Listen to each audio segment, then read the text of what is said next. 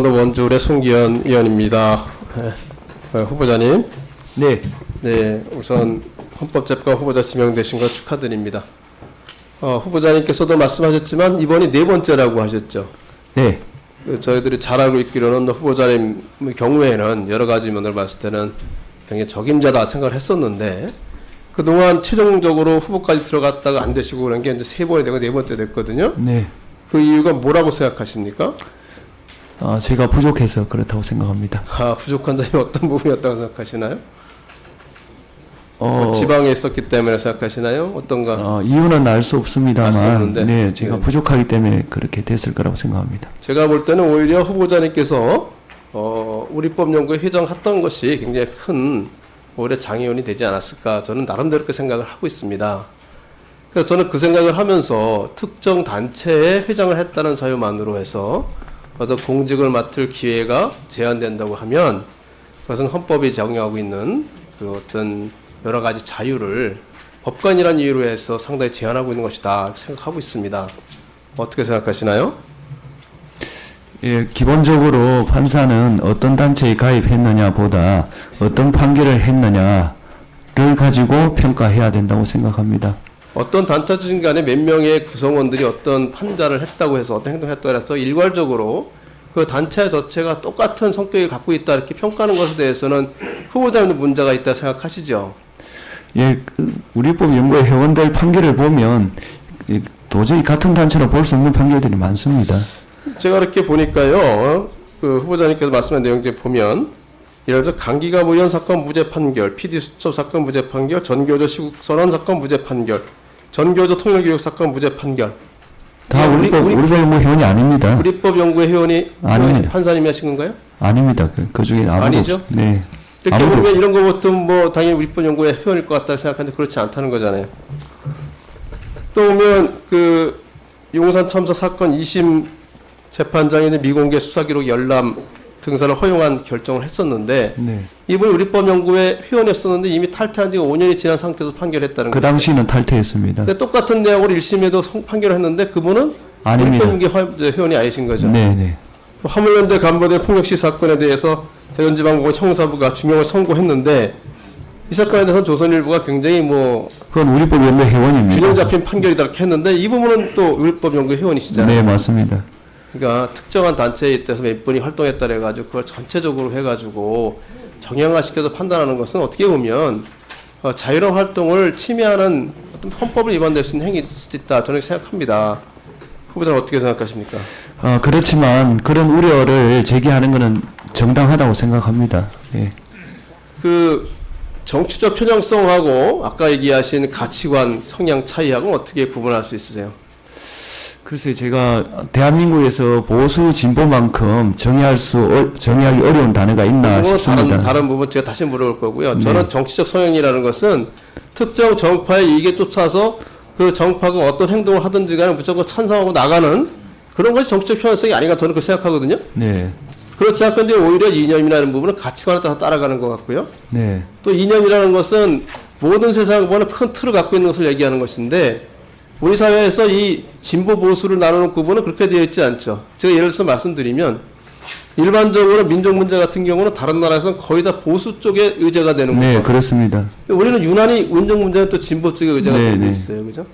물론 뭐 낙태나 여성 문제나 이런 부분에 있어서 상당 부분이 뭐 진보나 보수로 나눌 수 있지만 최근에 여러 가지 이슈에서는 진보와 보수가 부딪히는 접점에 따라서 다 다를 수 있다는 것이 요즘의 사회학자들의 일반적인 견해입니다. 네. 이 부분에 대해서는 후보자님도 잘 알고 네, 계시죠? 예. 그렇게 생각합니다. 저도. 그러니까 구체적으로 어떤 이슈별로 예.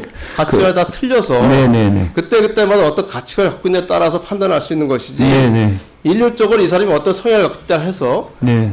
모든 사람들이 진보라고 생각하는 그 분야에 똑같이 진보라고 생각하는 판단하는 경제에서는 뭐 거 아닙니까? 예, 경제에서는 진보고 안보에서는 보수고 뭐 이런 식도 가능하고 예. 그 여성 문제에서는 좀 더 뭐 정할 수 있고 네, 네, 인권 문제에서는 난민 문제에서는 조금 더 진보적일 수 있고 동성애 문제에서 좀 더 보수적일 수 있고 그렇지 네, 않겠습니까? 교육 문제에서는 또 보수적일 수 있고 뭐 이렇게 그 점 생각합니다. 때문에 지금 현대 사회에서는 특히 우리나라 같은 사회에서는 진보나 보수를 자로 나누듯이 칼로 자르치 나누기 굉장히 어렵다.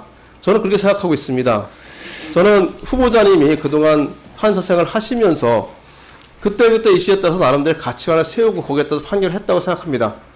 그래서 우리 후보자님께서 인사청문회를 거치고 난 다음에 헌법재판관이 되신다면 절대 고정관념이나 어떤 선입관을 갖지 않고 그때그때의 사건마다 그때그때의 가치관에 따라서 판단을 하셔가지고 결정하실 걸 생각하고 있는데 이 점에서 어떻게 생각하시나요? 예, 된다면 그렇게 하겠습니다. 예. 저는 그렇게 믿고 꼭 그렇게 되기를 또 희망하겠습니다. 한 가지 또 헌법재판관 청문회 때만 제가 말씀드리는 건데요. 지금 이제 우리 후보자님도 굉장히 뭐 일반적으로는 좀 진보적이다 이렇게 평판을 하긴 있긴 하지만 오랫동안 법관 생활만 하신 분이에요, 그죠? 네. 이제 또 한 분의 추천을 받으신 분도 마찬가지 법관 생활을 계속 해오신 분이에요. 네. 그래서 이번에 추천된 두 분이 헌법재판관이 되신다고 하면 전체적으로 9명의 헌법재판관 중에서 8명이 판사 출신입니다. 네. 이런 점에 대해서 좀 문제가 있다고 생각하지 않으시나요? 네, 문제가 좀 있을 수 있겠다 그런 생각을 해봤습니다. 근데 정작 제가 당사자이기 때문에 제가 이런 말을 하는 게 좀 어떤가 싶습니다. 저는 이 부분도 오히려 더 법원 출신이 아닌 뭐 이래서 헌법을 개정해야 될 문제이긴 하겠지만 또 법률가가 아닌 다른 사람도 헌법재판은 들어올 수 있어야 된다고 생각하고 있습니다. 장기적으로는 이런 점에서는 어떻게 생각하시나요? 헌법 개정 단계에서 충분히 논의해 볼 수 있는 주제라고 생각합니다. 현재로서도 판사 출신이 아니고 다양한 법률직에서 들어올 수 있어야 되지 않을까 저는 생각하고 있는데요. 저는 그렇게 생각합니다. 그 점에 대해서도 마찬가지로 우리 후보자님께서 헌법재판관이 되신다고 하면 헌법재판소에서 다양한 논의를 해주실 필요가 있다. 네. 저는 그렇게 생각을 합니다. 네. 오히려 어떻게 보면 우리 후보자님께서는 전형적인 판사다라는 생각이 들어서 법원하고의 관계에서 헌법재판소가 적절한 관계를 형성할 수 있을까라는 생각을 하고 있는데 어떻게 생각하십니까? 예, 경쟁하면서 또 협력하면서 그렇게 돼야 된다고 생각합니다. 자, 그러면 지금부터 잠시만 주목해 주시기 바랍니다. 제가 구독자분들을 위해서 선물 하나를 준비했는데요. 제가 항상 여러분들께 드리는 말씀이 있습니다. 뉴스만 평소에 잘 챙겨보셔도 돈이 되고 돈을 벌 수 있다라고 말씀을 드렸는데요. 여러분들은 여기 보시는 삼성전자 뉴스를 보고 어떤 생각이 드세요? 아니면 정치인들의 뉴스, 날씨 뉴스를 보고는 어떤 생각이 드시나요? 그냥 뉴스만 보고 끝내는지 아니면 이 뉴스를 어떻게 이용할 수 있는지 이 부분을 고민하고 계시는지를 되물어보고 싶습니다. 그 이유가 뭐냐 하면 제가 지난번에 여러분들께 뭐라고 말씀을 드렸었죠? 지금은 반도체 섹터를 눈여겨보셔야 한다고 말씀드렸습니다. 그리고 나서 이런 썸네일들 뉴스를 통해서 많이 보셨을 겁니다. 반도체 내용이 이슈가 됐을 때 부자들은 어떻게 생각한다? 반도체 관련주들은 뭐가 있는지, 어떤 종목이 가장 좋은지, 어디에 투자해야 돈이 몰리는지 자연스럽게 생각한다고 제가 말씀을 드렸죠. 그 이유가 뭐냐 하면 부자들이 봤을 때는 이슈가 곧 돈으로 이어지고 그 이슈가 나에게 돈을 벌어준다는 경험적 확신이 있기 때문에 부자들은 항상 이런 사회적 이슈를 관심 있게 챙겨본다고 제가 말씀을 드렸습니다. 이번에도 마찬가지인데요. 제가 지난번에 시청자분들과 함께하는 주식으로 수익 내기 이벤트를 진행했었죠. 당연히 100% 무료로 진행을 했었고요. 여기 보시면 아시겠지만 제가 지난번에도 구독이라고 보내주신 모든 시청자분들께 반도체 관련주 중에 가장 크게 급등할 딱 한 종목, 많은 종목도 아니라 한미반도체 한 종목을 여러분들께 추천드렸어요. 그러면서 여기 나와 있는 대로 정확히 얼마에 매수해야 하는지 그리고 수익률이 어느 정도 나왔을 때 팔아야 하는지를 이런 부분들까지 여러분들에게 정확히 알려드렸었는데 지금 실제로 어떻게 되었다? 오른쪽을 보시면 아시겠지만 제가 지난번 문자 발송으로 이 한미 반도체를 소개해드리고 나서 실제로 이렇게 5배 이상 어마무시한 상승이 나왔습니다. 100만 원만 투자를 했어도 무려 500만 원이 넘는 수익금이 생긴 거죠. 그래서 당시에도 굉장히 많은 분들이 제가 드린 이 한미 반도체로 수익을 내실 수가 있으셨을 텐데요. 다시 한번 축하드린다고 말씀을 드리겠고 이번에도 마찬가지입니다.